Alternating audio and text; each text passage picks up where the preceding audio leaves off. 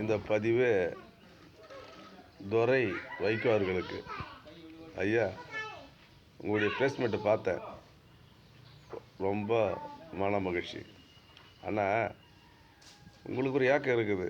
ஏன்னா விடுதலை சிறுத்தை முஸ்லீமுக்கு எல்லாரும் போய் சேர்ந்து மாட்டு கட்சியில் சேர்ந்து மாட்டு கட்சி கையை தூக்கி அங்கே ஒரு மந்திரி பதவி வாங்கி அஜாலா கொஜாலா இருக்கிறாங்களே, நம்மளும் அஜாலா கொஜாலா இருக்கலாம்னு நினைக்கிறீங்க.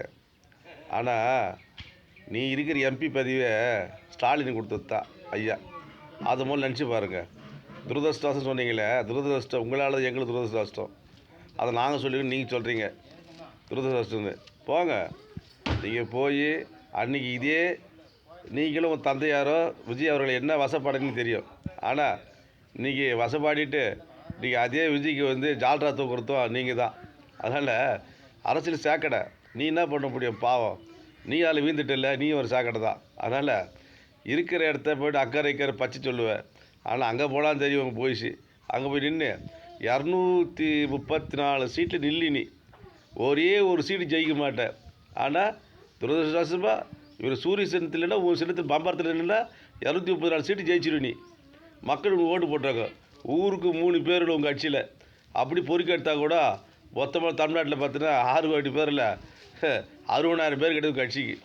நீ பேசிங்கிற துரதிருஷ்டவசமா ஐயா, கொஞ்சம் நினச்சி பாருங்கள். கத்தி பேசிட்டு ஆகாது. இதே மாநாட்டில் திருச்சி மீட்டிங்கில் கேனருக்கு அடிச்சிங்க புலம்பில் ஞாபகம் இருக்குதுங்களா? உங்களுக்கு துரதிருஷ்டவசமா? என்ன வார்த்தை அது? என்ன டிஎம்கே சீட்டு பார்க்குறீங்களா? என்றைக்கு டிஎம்கே உங்களால் அழியாது, யாரும் அப்படி அழியால. டிஎம்கே உன்னால் அழிச்சிடுமா? உன்னால் கட்டிடுமா? டிஎம்கே என்பது ஆலமரம், எல்லாரையும் அரவணைக்கூடிய தன்மை உள்ளது.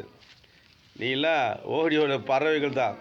எந்த மரம் இருக்குதோ அந்த மரத்தில் போய் ஆலமரம் படுத்தா எல்லா பறவையும் உட்காரும். அதான் இன்றைக்கி ஒரு ஆலமரம் படுத்து எல்லா பறவையும் உட்காரும். ஆனால் அந்த மரமே காஞ்சி போச்சுன்னா எல்லாம் போயிட்டே இருக்கும். ஆனால் ஆலமரம் என்பது எப்படின்னா, வெயில் நாளில் அந்த ஆலமரம் இலைகள் கொட்டும், கோடை அதுக்கடுத்து பார்த்திங்கன்னா இலைகள் துளிரிட்டு காய் கனியாகி பழம் பழுக்கும்.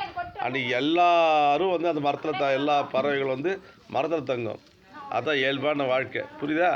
அதனால் இன்றைக்கி ஆலமரம் எல்லா மரம் தேடி தேடி போகும். நீங்கள் எப்படி ஒரு இடமா இருக்க மாட்டீங்க? ஏன் இது தெரியாது? அப்பா இருந்தால் தான் நீ ஒரு இடமா இருப்ப. நீ அப்பா பிள்ளை தானே. அதனால் தயவுசெய்து இந்த மாதிரி பதிவு போகிறத உன்னுடைய விருப்பம், உன்னை சேர்த்த நாளைக்கு ரிசன் பண்ணிட்டு போ. நல்ல மானம் இருந்ததுன்னா எம்பி பதவி ரிசன் பண்ணிவிட்டு 2 எம்எல்ஏ ரிசன் பண்ணி நீட்டாக போய் சேருங்க. இடைத்தேர்தல் வரும், நின்று எதிர்கட்சிக்கு நிற்கிற டெபாசிட் வாங்க, ஜெயிங்க. அப்போ இருக்கிறது சாமர்த்தியம். வச்சுட்டோமா? வணக்கண்ணா.